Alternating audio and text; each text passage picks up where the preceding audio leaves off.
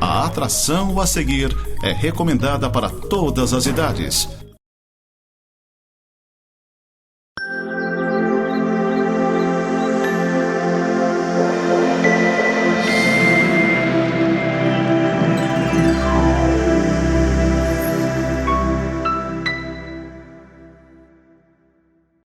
Seja bem-vindo ao programa Semeando para a Vida Eterna.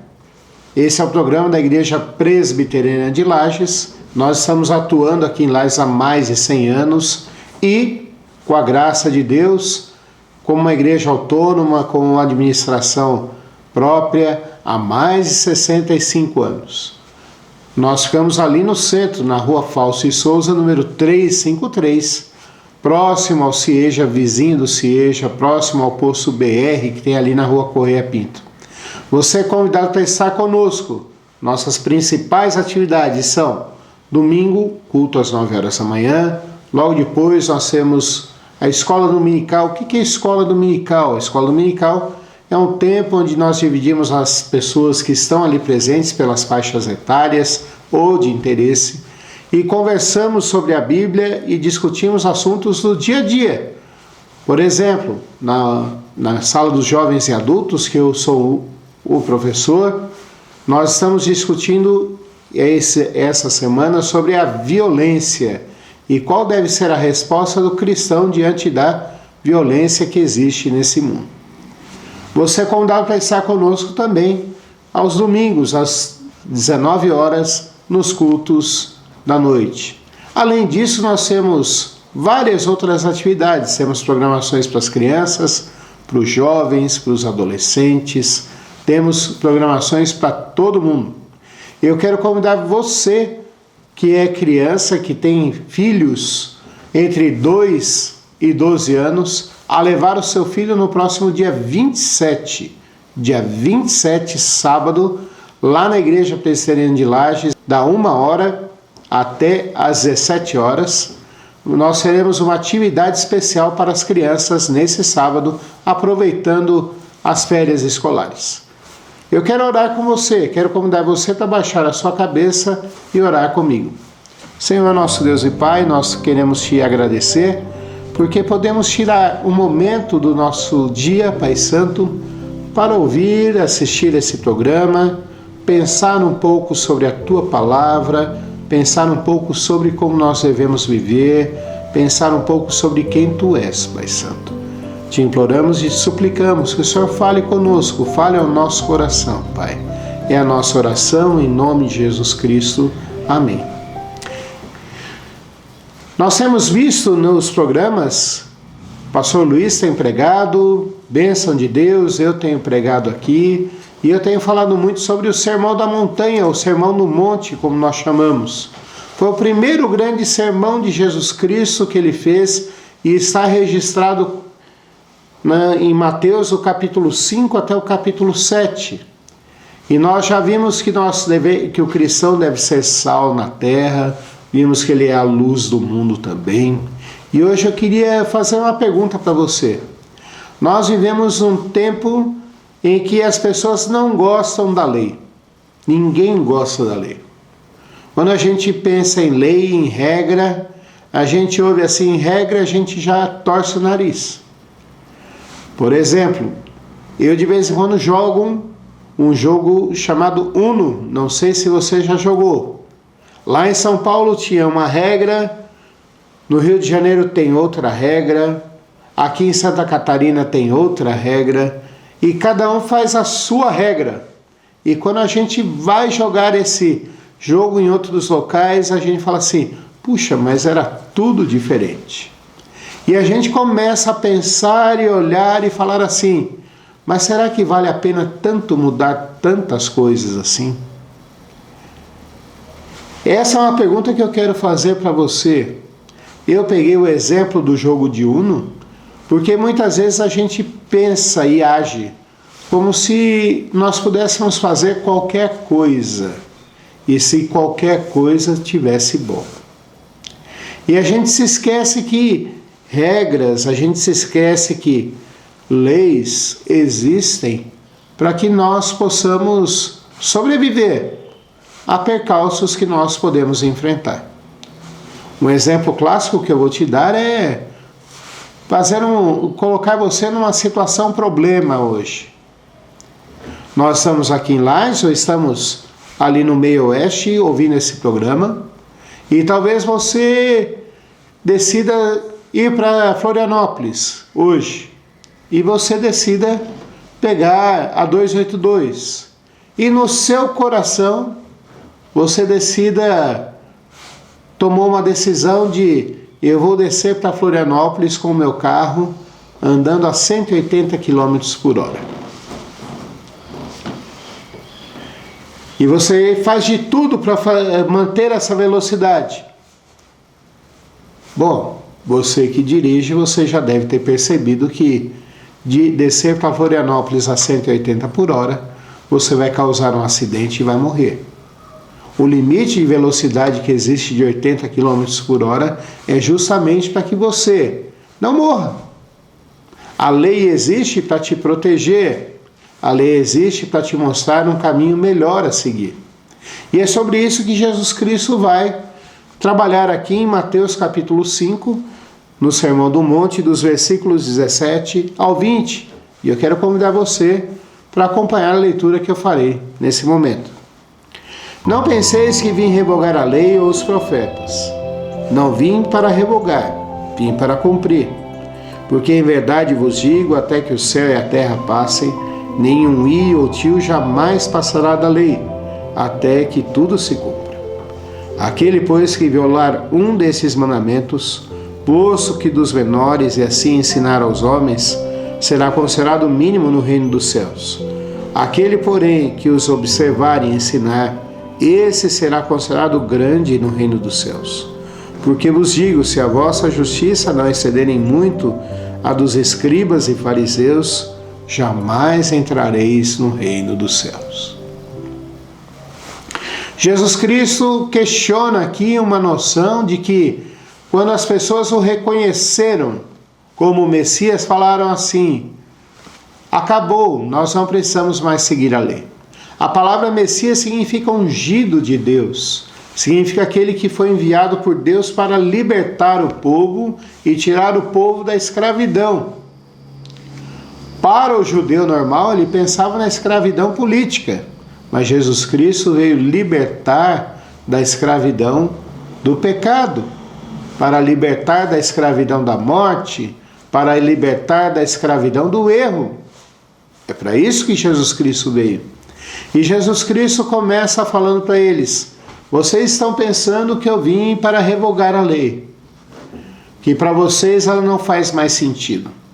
Eu queria dizer para vocês que eu não vim revogar a lei, não vim revogar os mandamentos de Deus e os preceitos de Deus, porque eles nos ensinam e mostram como nós devemos viver, nos mostram que há um jeito melhor para viver, que nós não precisamos viver no erro, que nós não precisamos viver quebrando a cabeça, que nós não precisamos viver de um jeito que só levamos prejuízo. Mas Jesus Cristo mostra aqui para aquelas pessoas que ouviam, dizendo assim: eu vim para cumprir. É interessante você pensar nisso, porque quando a gente pensa nisso, quando eu penso nisso, eu penso que Jesus Cristo veio cumprir a lei de duas maneiras. Paulo, você é pastor, você estudou, eu penso em cumprir a lei só em obedecer. Realmente, o primeiro sentido é obediência, mas há a obediência dupla aqui. Jesus Cristo veio obedecer a lei perfeitamente, coisa que nós nunca conseguiremos. A palavra de Deus diz que quando nós nos iramos sem motivo, nós nos tornamos culpados. Agora deixa eu fazer uma pergunta para você que está me ouvindo aí. Quantas vezes você ficou nervosinho por besteira? Quantas vezes você demonstrou que não tem paciência porque alguma coisa demorou para chegar na sua vida?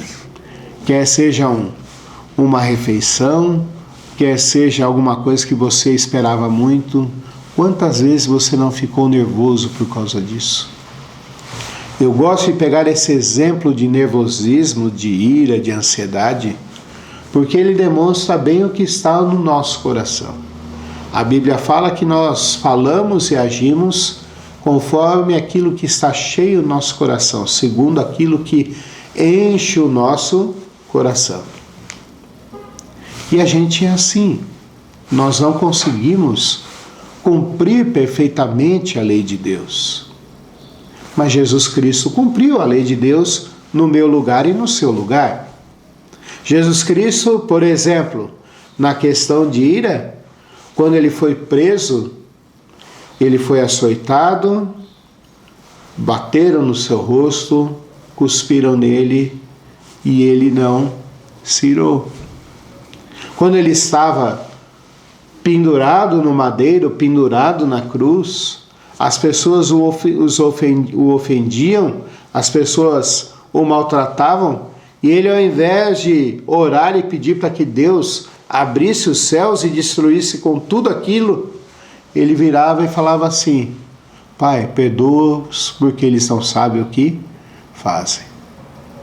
Olha só como Jesus Cristo é diferente de mim, de você, e veio cumprir perfeitamente a lei de Deus. É por isso que a Bíblia fala que ele é o Cordeiro de Deus que não tem pecado. Mas Jesus Cristo também veio cumprir a lei de Deus nas questões cerimoniais. Paulo, a primeira que eu falei foi a questão moral. A segunda aqui é a lei cerimonial.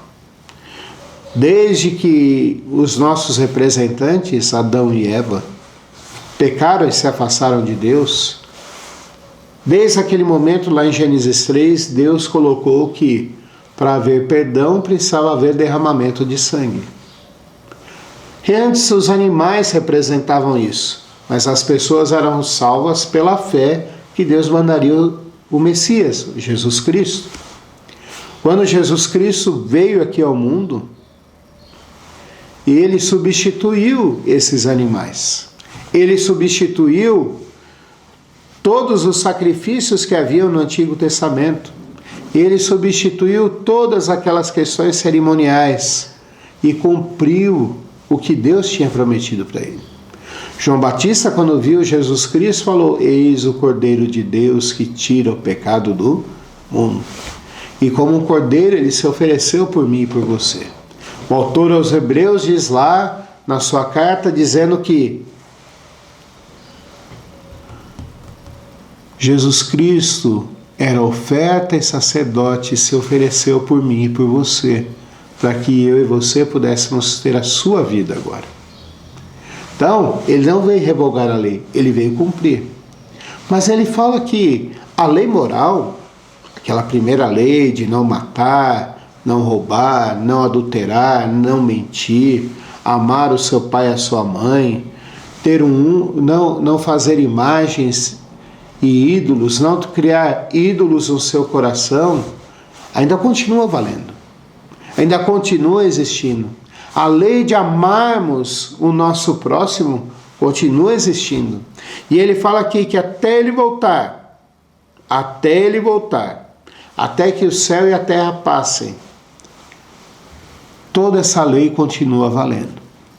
Então, se eu quero ter uma vida agradável, se eu quero ter uma vida melhor, se eu quero ter uma vida longa, eu preciso entender que não posso fazer o que eu quero, mas eu preciso obedecer à lei de Deus. Paulo, mas eu não consigo cumprir toda a lei de Deus. Eu sei. É por isso que Jesus Cristo morreu no meu lugar e no seu lugar, para cumprir isso e ser a nossa oferta pelo nosso pecado. É por isso que Jesus Cristo ensinou seus discípulos sobre perdão. É por isso que João, o apóstolo, já com seus 80 anos, escreve na sua primeira carta, dizendo: se confessarmos os nossos pecados, Ele é fiel e justo para nos perdoar e nos purificar de toda a injustiça.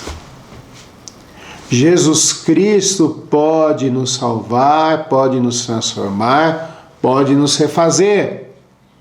Mas nós ainda temos a obrigação de seguirmos a lei de Deus. Eu não posso fazer tudo aquilo que eu quero. Eu não posso viver simplesmente como se não houvesse mais lei.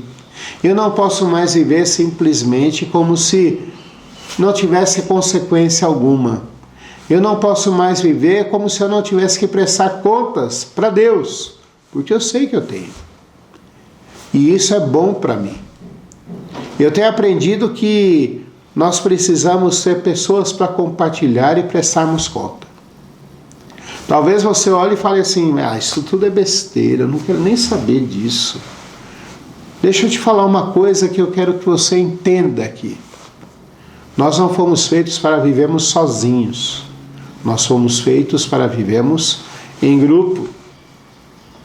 E eu e você precisamos entender que esse viver em grupo faz com que eu e você cresçamos para a honra e para a glória de Deus. Quando eu compartilho minhas lutas, minhas dificuldades com os meus pais, eu estou andando junto com eles e estou pedindo para eles, me ajudem nessa luta. Quando eu compartilho com a minha esposa, eu estou falando para ela, olha, eu preciso da sua ajuda para ser melhor. Quando eu compartilho isso com um amigo, ele se torna tão amigo que às vezes é mais chegado que um irmão. E ele me ajuda a compartilhar, a viver isso. Quando nós entendemos que nós prestamos contas a Deus, nós entendemos que nós temos o melhor de todos os companheiros, nós temos a melhor pessoa para estar conosco, cuidar de nós e viver ao nosso lado. E daí Jesus Cristo dá uma razão para isso. Ele fala assim, olha, vocês conhecem a Cristo, vocês conhecem o Salvador, vocês ouviram que vocês devem obedecer a Deus e que a lei de Deus é válida até a minha volta. E eu quero dizer uma coisa para vocês, que vocês devem exceder em muito, ou a obediência a Deus, ou amar ao próximo, ao serem exemplo do que as pessoas que estão aí ao redor. Porque as pessoas que estão aí ao redor podem fazer isso tentando buscar a Deus. Os escribas e fariseus eram religiosos. E a definição de religioso é uma pessoa que busca a Deus. Mas eles, não só os discípulos aqui, as pessoas que estavam ouvindo esse sermão, não apenas buscavam a Deus, mas conheciam a Deus e conheciam a Cristo. Então, eu e você devemos obedecer a Deus e nos pautar pela vontade de Deus, porque assim a gente demonstra que a gente não só busca a Deus, mas que a gente conhece a Deus. Eu quero partir para o encerramento dessa meditação aqui hoje, trazendo aqui alguns exemplos práticos para mim e para você. Hoje em dia nós vivemos uma crise sobre o lar, como viver no lar. E a Bíblia mostra que no lar os maridos devem amar a sua esposa como Cristo amou a sua igreja. E Ele deu a sua vida pela sua igreja. Então, seguindo o padrão bíblico, não há lugar para machismo ou individualismo do homem. Não há lugar para aquele homem que impõe sobre a sua mulher a sua vontade e não sabe ouvi-la. Esse é um exemplo de como seguir a vontade de Deus. A mulher tem seus direitos, mas ela entende que ela não é mais exclusivamente dela, mas agora ela vive para agradar a Deus, vive para trazer alegria também para o homem e cuidar dos seus filhos. A gente vive uma crise de como criar os filhos, como educar os nossos filhos. Nós não sabemos se soltamos demais, se repreendemos demais, nós não sabemos o que fazer. Mas a Bíblia nos ensina que nós devemos ensinar os nossos filhos na disciplina, mas também não devemos provocá-los à ira. Então, é a medida certa. Eu e você. A Bíblia ensina que os pais devem conversar com seus filhos. Olha só que bênção. A Bíblia nos ensina que os pais devem ser exemplo. Olha só que bênção. Isso é seguir a palavra de Deus. A palavra de Deus diz que nós devemos ser honestos nas nossas relações. Olha só que bênção para os nossos dias de hoje. Dias em que nós não sabemos em quem confiar e o que fazer. Se eu e você seguirmos a palavra de Deus, nós vamos ser bênção. Olha só que alegria para mim e para você se nós seguirmos a palavra de Deus. A palavra de Deus diz que quando nós seguimos a palavra de Deus, o próprio Deus diz que vai nos abençoar. E deixa eu te fazer uma pergunta. Você não quer ter uma vida abençoada? Eu quero. E a maior bênção que nós podemos ter é a salvação, é crer em Jesus Cristo como nosso único e verdadeiro Salvador. Mas, decorrente disso, nós podemos ter outras bênçãos na nossa vida. Podemos ser pessoas respeitadas, podemos ser uma família respeitada, podemos ser exemplo aí fora. Eu quero lembrar para você o exemplo que eu dei logo no início. Não é possível a gente chegar a salvo descendo para Florianópolis o caminho inteiro a 180 km por hora. Nós vamos morrer. Se você quer ter uma vida abençoada por Deus e uma vida melhor, ouça e pense nisso que você ouviu hoje. Pense que Deus tem um caminho melhor para você. Pense que Deus quer o melhor para você. Basta você ouvir a sua voz e obedecer a Ele. Vamos orar?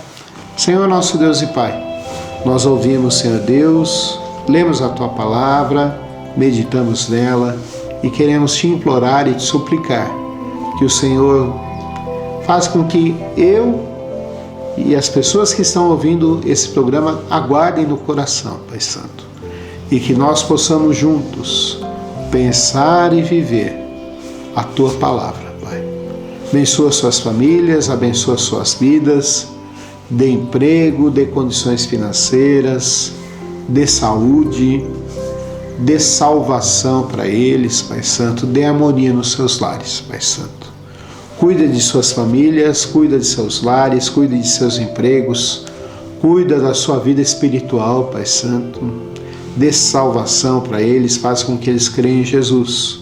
Abençoa, Pai Santo, também a nossa cidade, que logo, logo estará elegendo novos governantes, que a Tua boa mão esteja conosco e que o Senhor dê temor, Pai Santo, aos governantes, Senhor Deus. Abençoa o nosso Estado, abençoa o nosso país. É a nossa oração, Senhor Deus, em nome de Jesus Cristo. Amém. Quero convidar você a estar conosco lá na Igreja Presbiteriana de Lages, na Rua Fausto de Souza 353, aos domingos, 9 horas da manhã, 10 horas e depois às 19 horas. Fique com a programação da Nova Era TV. Deus te abençoe.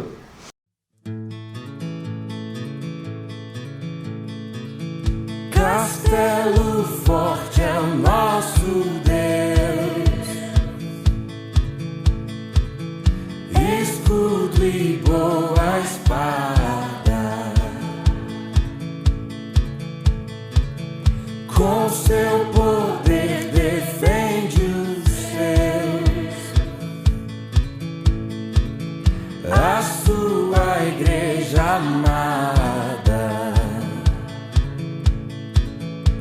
com força e com furor, nos prova o tentador, com artimanhas traz e astúcias infernais. Iguais não há na terra.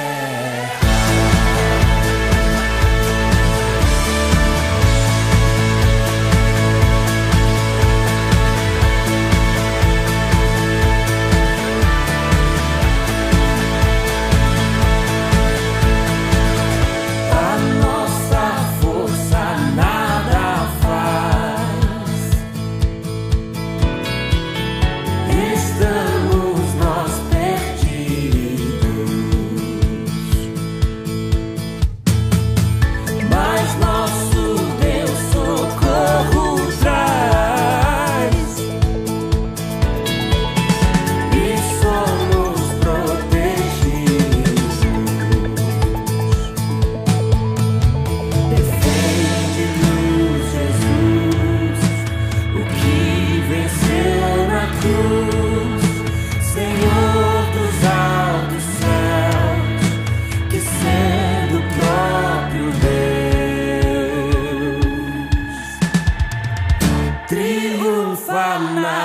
matar.